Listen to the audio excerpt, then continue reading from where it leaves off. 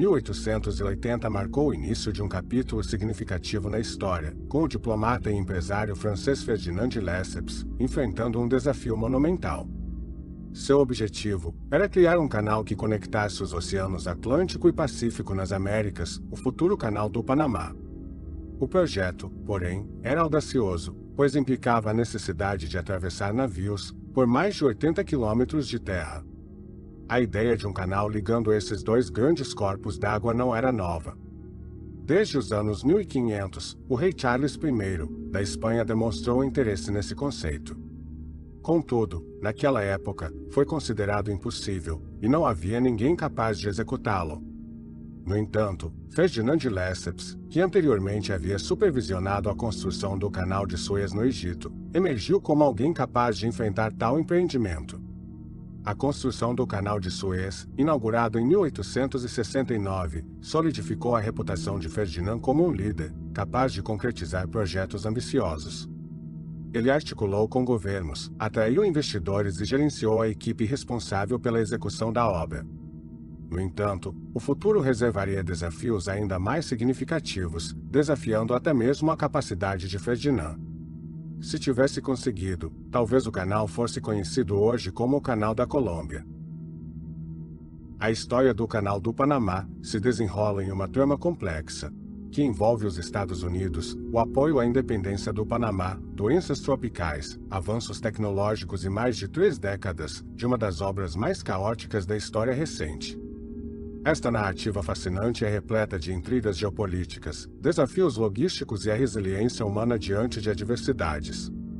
A região do Panamá sempre foi estrategicamente valiosa, devido à sua condição geográfica como istmo, uma faixa de terra que conecta dois corpos de terra maiores, separados pelos oceanos Atlântico e Pacífico. Desde o início dos anos 1500, o Panamá foi uma das joias do Império Espanhol nas Américas, facilitando o transporte de cargas entre os oceanos. Essa prática, no entanto, era longe de ideal, pois envolvia a transferência de cargas de barcos para carros de boi, transporte terrestre e, finalmente, desembarque do outro lado. A necessidade de um canal era evidente. Embora estreito, o Istmo do Panamá apresentava uma largura desafiadora de 80 quilômetros, tornando a escavação de um canal uma tarefa monumental. No início de 1880, Ferdinand de Lesseps aceitou o desafio pioneiro de construir um canal no Panamá. Ele obteve todas as permissões necessárias do governo colombiano, que então controlava a região, e deu início à construção.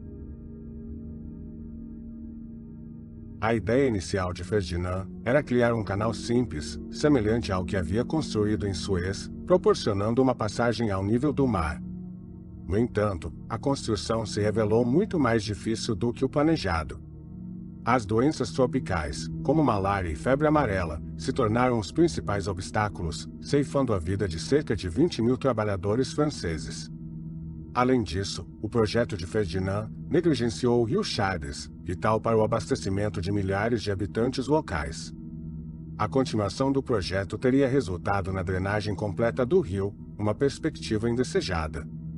Após enfrentar deslizamentos, chuvas destruidoras e um terremoto significativo na região, Ferdinand repensou sua abordagem. Ele começou a considerar a viabilidade de um canal com eclusas, diferentemente do Canal de Suez, que não precisava desse mecanismo, já que os mares Vermelho e Mediterrâneo estavam no mesmo nível. O financiamento foi retirado do projeto em 1888, levando à falência da empresa de Ferdinand, responsável pela construção do canal. Apesar desse fracasso francês, a ideia do canal permaneceu, mas encontrar uma empresa disposta a financiá-lo tornou-se um desafio significativo. Foi somente anos depois que o presidente dos Estados Unidos, Theodore Roosevelt, viu no projeto uma oportunidade estratégica para seu país e decidiu investir. Em 1902, os Estados Unidos adquiriram os ativos franceses na região do canal por 40 milhões de dólares. Em 1903, tentaram negociar um tratado com a Colômbia, conhecido como Tratado Aerro, que daria aos Estados Unidos o direito sobre uma faixa de cerca de 9 quilômetros do Panamá por 99 anos renováveis. A Colômbia, que controlava o Panamá na época, rejeitou a oferta por considerar o valor muito baixo. Em vez de negociar, os Estados Unidos apoiaram a independência panamenha, garantindo, em troca, um acordo favorável com o novo governo. Em 6 de novembro de 1903, os Estados Unidos reconheceram o Panamá como um país independente. 12 dias depois, assinaram o Tratado Aibunal-Varilla, que concedeu aos Estados Unidos a posse exclusiva sobre a região do Canal do Panamá por $10 milhões e 250 mil anuais, pagos 9 anos depois. O valor do acordo foi questionado na época, pois o representante do Panamá, na assinatura era um francês, Philippe Aibunal-Varilla, que recebeu o título de embaixador por apoiar os rebeldes panamenhos na independência, embora não morasse no país. Os Estados Unidos, ansiosos para avançar com a construção do canal, não aprenderam com os erros dos franceses. Inicialmente, insistiram na construção de um canal ao nível do mar. O projeto começou em maio de 1904, mas, após um ano, o engenheiro-chefe John Wallace renunciou. Ele teve que lidar com a ideia impraticável de construir um canal ao nível do mar, além de enfrentar equipamentos franceses desgastados e as mesmas doenças que assolaram os trabalhadores anteriores. Em 1905, John Stevens, especialista em rodovias, assumiu como engenheiro-chefe. Sob sua liderança, houve melhorias significativas. Novos equipamentos foram introduzidos, trabalhadores das Índias Ocidentais foram trazidos, métodos eficientes foram desenvolvidos, e o diretor sanitário William Gordas fez esforços intensos para controlar as doenças que haviam causado tantas mortes.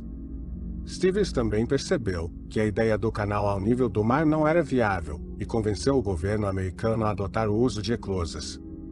Em novembro de 1906, o presidente Roosevelt visitou o local e, alguns meses depois, Stevens renunciou ao cargo, sentindo-se pressionado. Roosevelt, determinado a concluir o projeto, escolheu o tenente-coronel George Washington Whitehouse para liderar a construção.